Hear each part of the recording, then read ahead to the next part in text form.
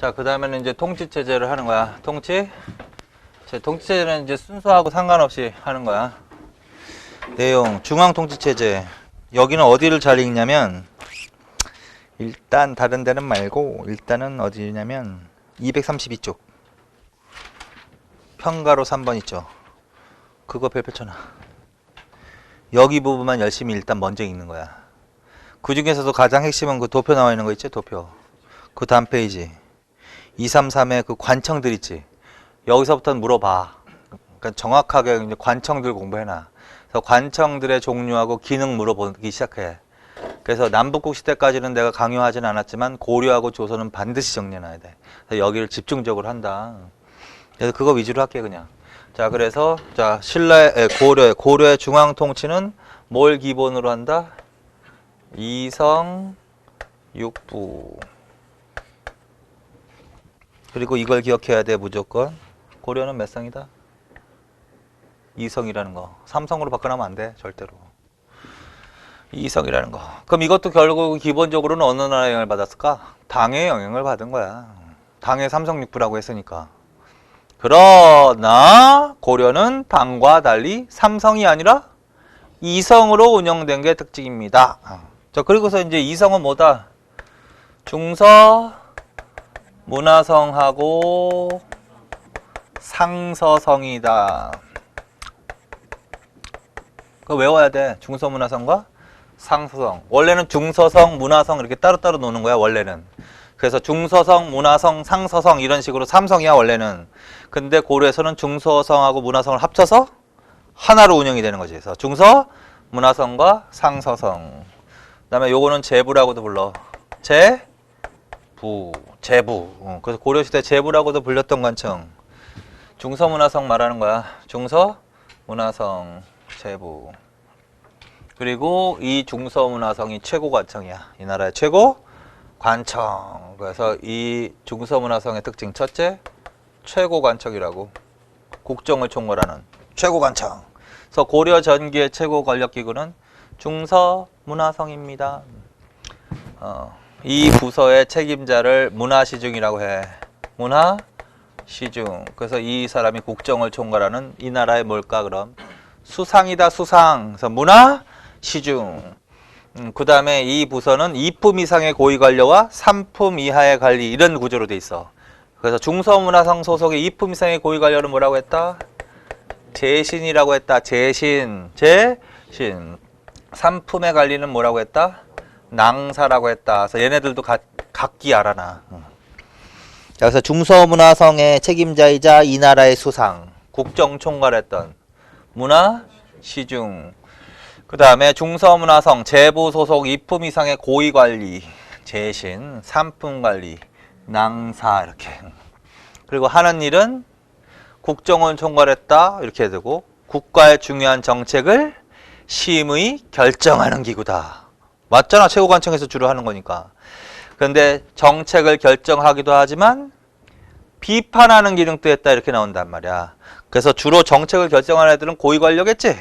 그래서 재신이 주로 정책을 어떻게 하는 애들일까? 결정하는 애들이고 3품의 관리인 낭사는 결정된 정책을 비판. 이거를 언론, 비판하는 걸 언론활동이라고도 해. 그래서 언론기관이라고도 할 수 있어. 언론기관. 그래서 고려시대 언론기관은 낭사를 말한다. 끝이야 이제. 자, 그 다음에 상서성은 중서문화성보다 미치겠지. 그리고 삼성성은 뭐에 관련이 있을까? 집행. 따라서 행정 업무를 6개로 나누어서 분담시키는 6부. 이게 바로 어디에 해석돼 있다? 상서성에 해석돼 있다. 그래서 상서성과 6부는 정책을 집행, 결정은 중서문화성 이런 식으로. 끝이야. 그리고 상서성은 거기서 읽어. 자, 그 다음에 이제 중추원이라는 부서도 중요하다. 중추원. 자, 중추원이라는 부서는 중서문화성과 달리 요거는 추자가 들어갔다. 그래서 무슨 부라고 한다? 추부라고 한다. 추부. 그래서 중추원은 추부라고도 해. 중추원은 추부라고 해야 돼. 추부. 자, 중추원은 또 비슷한 구조란 말이야. 어떤 구조로 돼 있다? 중서문화성과 비슷한 구조야. 그렇다면 2품 이상의 고위관료와 3품의 관리 이런 식으로 구성돼 있단 말이야. 그러면 추부에 구성된 2품 이상의 고위관료는 뭐라고 그런다?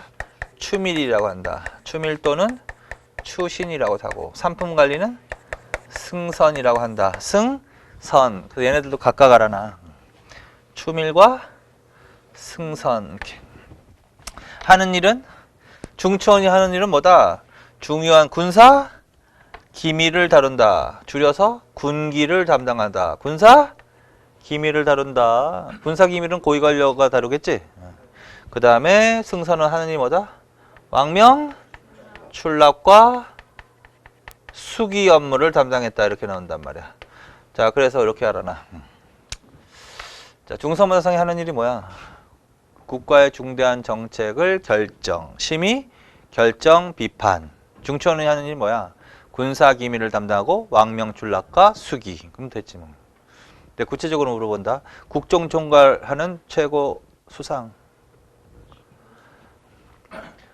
중서문화성에 속한 2품 이상의 고위관료로서 중요한 정책을 심의 결정. 중서문화성에 속한 3품 관리로서 결정된 정책을 비판. 중추원에 속한 2품 이상의 고위관료로서 군사기밀. 중추원에 속한 3품 관리로서 왕명출납과 수기. 그런 식으로 또 외워야 돼. 각각도. 그래서 얘네들을 합쳐서 뭐라고 그러냐면 중서문화성과 요 뭐지? 중추원 있지? 요 합쳐서 양부라고 해. 제추? 양부. 양은 몇 개란 소리야? 양. 2개. 제부하고 추부. 2개잖아. 그래서 제추? 양부. 그래서 고려시대 양부 이렇게 물어보면 뭐 물어보는 거야? 중서문화성과 중추원 물어보는 겁니다. 자, 그 다음에 이제 또 중요한 관청이 또 있다. 뭐 있냐면 도병마사하고 식목도감이라는 관청도 하나. 도병마사하고 식목도감이라는 관청. 도병마사하고 식목도감은 도병마사는 뭐 하는 일이다? 하는 일이 뭐다? 중요한 군사 문제, 중대한 군사 문제에 대처하기 위한 합의제기구야. 식목도감은 하는 일이 뭐다? 대내적인 법제와 격식 문제를 다뤘던 합의제기구야. 자, 그래서 중대한 군사 문제를 의논하였습니다. 도병마사, 법제와 격식 문제를 논하였습니다. 식목도감. 그것만 다르지 공통이 많아. 공통. 합의제기구다. 합의제. 그래서 합의제기구는 중서문화성이 아니야. 도병마사하고 식목도감이 합의제기구야. 합의제기구. 합의제기구. 구성원은 2품 이상의 고위관료로 구성된 합의제기구. 고려시대 2품 이상의 고위관료는 뭐라고 했을까? 재신과 추밀. 그래서 중서문화성의 재신과 중추원의 추밀이 모여서 합의에 의해서 중대한 군사 문제를 의논하였다. 도병마사. 중서문화성의 재신과 중추원의 추신이 모여, 추밀이 모여 대내적인 법제와 격식 문제를 의논하였다. 식목도감. 이거는 어느 나라의 영향을 받은 것도 아니고 고려만의 독자적인 기구다. 독자적인 기구다. 고려 귀족 사회의 특징을 반영하는 대표적인 기구다. 귀족 사회. 그거 다 책에 있는 거야. 그 다음에 맨 처음에는 무슨 기구의 성격을 띄었냐면 임시기구야. 이거야. 자, 그래서 도병마사하고 식목도감의 특징. 합의제 기구다. 재신과 추밀로 이루어졌다. 독자적 기구다.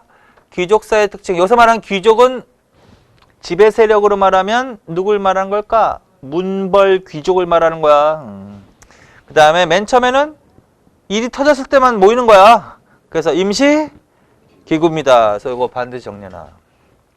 그런데 후기에 가니까 어떤 기관이 뭘로 바뀌더라? 도병마사가 도평의사사로 바뀌더라. 그거 왕도 지금부터 외우기 시작해. 충렬왕부터 충렬왕 때. 그래서 충렬왕 때 도병마사가 뭘로 변합니다? 도평의사사. 두 글자로는 도당이라고 불렀습니다. 따라서 도병마사로 나오느냐 용어가 도평의사사로 용어가 나오냐에 따라서 시기가 달라져 버리는 거야. 도병마사는 전기로 간다. 도평의사사는 후기로 가는 거야. 그럼 여기를 장악했던 지배 세력은 달라지겠지? 권문 세력이 지배하겠지 이때는. 저거는 문벌 귀족. 그런데 이제 이때보다 이때가 기능이 대폭 강화돼. 참여 인원도 대폭 확대돼. 다루는 문제도 뭐야? 군사 문제만을 다루지 않아.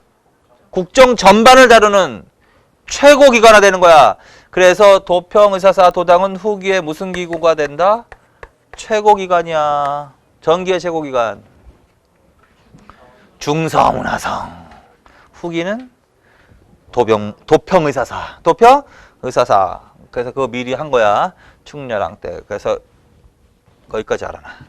자, 그 다음에 이제 또 뭘 가냐면 대간이라는 게 중요해. 대간. 대간 또는 대성이라고도 불렀고 거꾸로 성대라고도 불러. 성대 이렇게. 그래서 고려시대 대간이라고 불렸던 애들을 정리를 반드시 잘 해놔야 돼. 대간은 누구를 말하느냐면 중서문화성 소속의 상품관리야. 그러면 누가 나와야 돼? 낭사. 그 다음에 미리 하는데 고려시대 관리감찰. 관리감찰 기능을 담당했던 관청이 어사대야.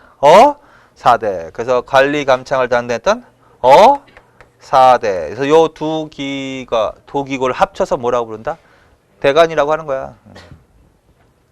근데 이제 얘네들이 갖고 있는 행사하고 있는 권한이 굉장히 중요합니다라는 거야. 자, 그래서 무엇을 갖고 있다? 얘네들이 간쟁권, 그 다음에 봉박. 그거 정확히 줄쳐놔야 돼. 간쟁권은 왕의 잘못을 논하는. 그거 정확히 줄쳐놔. 왕의 잘못을 논하는. 그러니까 왕이 잘못된 행위를 하면 비판하는 기능이라는 거지. 왕의 잘못을 논하는 권한을 뭐라 그래? 간쟁권. 그 다음에 잘못된 왕명을 시행하지 않고 되돌려 보내는. 그거 반드시 정확하게 줄쳐놔. 그건 뭐라 그래? 봉박권. 그 다음에 왕이 관리를 임명할 때 또는 시호를 제정할 때 또는 법률을 개폐할 때 동의해 주는 권한을 뭐라 그래? 서경권이라고 합니다. 그거 내용 바뀌면 안 돼. 특히 경찰이 그런 짓 잘해. 응? 그래서 그거 바뀌면 안 돼. 자, 그래서 그대로 읽어. 왕의 잘못을 논하는 간쟁권, 잘못된 왕명을 되돌려 보내는 봉박권, 왕이 관리를 임명할 때, 법률을 개폐할 때, 시호 제정 등에 동의해 주는 권한, 서경권 이런 식으로 반드시 서경권. 그러면 요 세 개의 권한의 공통적인 기능이 뭘까? 왕을 제한하는 거 아니야? 왕권을 제한하는 거 아니야? 맞지? 그래서 왕이 지나치게 독단적인 정치를 하는 거를 막아주는 거지. 그걸 좀 유식하게 표현하면 권력의 견제와 균형. 권력의 견제와 균형의 원리를 추구했다. 중요한 거 같지? 자, 그래서 이거 반드시 알아두세요. 자, 그 다음에 이제 어사대 하는 일. 관리감찰이라고. 관리감찰만 외워 확실하게. 뭐 시정의 득실을 논하고 정치의 잘잘못을 논하고 관리를 감찰하며 풍속을 바로잡는 일을 맡아보았다. 그 중에서도 관리감찰은 규찰이라고도 하고 감찰은 반드시 외우라고. 감찰하면 어사대. 그 다음에 삼사라는 관청이 있다. 삼사. 자, 삼사라는 관청을 특히 조선시대하고 잘 비교하는 거야. 자, 고려시대도 삼사가 있고 조선시대도 삼사가 있는데 기관도 다르거니와 하는 일도 달라. 자, 그래서 고려시대 삼사는 정치나 언론 활동을 아니면 학문 활동을 하는 단체가 아니라 재정을 담당하는 관청이다. 재정. 근데 모든 재정은 아니고 출납회계. 출납회계만을 담당했다. 그게 키워드야. 전국의 출납회계. 단순한 업무지. 기록하는 업무지. 들어가고 나가는 거 이런 거. 그래서 출납회계 담당했다. 뭐야? 삼사. 근데 조선시대 삼사 거기 나와있지 얘가. 조선시대는 세계관청을 삼사라고 하는 거 아니야. 사헌부, 사관원, 홍문관 요 세 개를 3사라고 하는 거고, 걔네들이 하는 일은 재정 기능이 아니야. 언론 활동도 하고, 그 다음에 학술 연구 이런 활동을 하는 거란 말이야. 그래서 3사는, 고려시대 3사는 출납 회계 등 재정 기능, 조선시대 3사는 언론 활동, 학문 연구 활동 이런 식으로. 언론 활동은 비판하는 거라 그랬지. 그래서 조선시대 3사에 해당되는 게 그러면 고려시대는 뭘까? 이렇게 물어봤을 때 대간이 답이야. 대간이라고. 대간 이런 활동을 3사가 하는 거야. 어느 시대에는? 조선시대에는. 조선시대. 그래서 권력의 견제와 균형의 원리를 추구했다. 고려시대는 대간, 조선시대는 3사. 그래서 그거 기억해놔 무조건. 자, 그 다음에는 뭐야? 한림원도 있나? 왕의 교서와 외교문서 작성. 그거 줄만 쳐놓으세요. 왕의 교서와 외교문서 작성. 그 다음에 뭐 춘추관 있나? 춘추관은 뭐 역사, 실록 편찬하는 기구. 실록 편찬. 보문각 이런 거 있나? 보문각 학문 연구하는 기구야. 나중에 이게 조선시대 지편전으로 가는 거야. 보문각. 뭐 사천대는 무슨 뭐 천문과 관련되어 있는 관청이다. 뭐 대충 이런 거. 자, 여기까지는 반드시 외워놔. 여기서 제일 잘 나오는 거니까. 요 부분. 자, 그래서 요 부분은 항상 별표란 말이야. 요거. 그래서 이건 외우셔야 돼. 반드시. 여기서부터 문제가 나온다고. 그래서 중앙관청은 그런 식으로만 좀 정리를 해 놓으시라고. 자, 그 다음에 이제 236쪽으로 가는데, 이거는 이제 개념만 정리하고. 이 지방제도는 내용도 내용이고, 일단 지방제도 변천을 순서에 따라 정리를 해야 돼. 자, 뭐냐면, 첫째, 국초에는 지방통치가 완벽했다, 미숙했다. 상황이 어떤 상황이냐면, 이때는, 지방관을 파견하지 못했다. 일시적으로 세금 걷어오라고 금유나 조장 등의 파견은 있었다. 근데 얘네들 지방관이라고는 안 한다 그랬지? 자, 그래서 금유나 조장 등이 일시적으로 파견돼서 뭐 위에서 뭐 심부름이나 하는 거야. 왔다 갔다 하면서. 그 정도지 상주 한 곳에 머무르는 지방관을 파견하지는 못했다. 누가 여전히 자치했다? 호족이 여전히 자치했다. 그래서 이런 얘기가 나오면 빨리 이거는 어느 때구나. 국초구나. 그냥 뭐 태조 때는 당연히 들어가는 거고 국초구나. 따라서 중앙의 지방에 대한 통제가 완벽하지 못했단 말이야. 그래서 태조가 이걸 보완하기 위해서 실시한 제도를 물어볼 때 이걸 주는 거야. 주로 사신관과 기인제도, 기인과 사신관제도.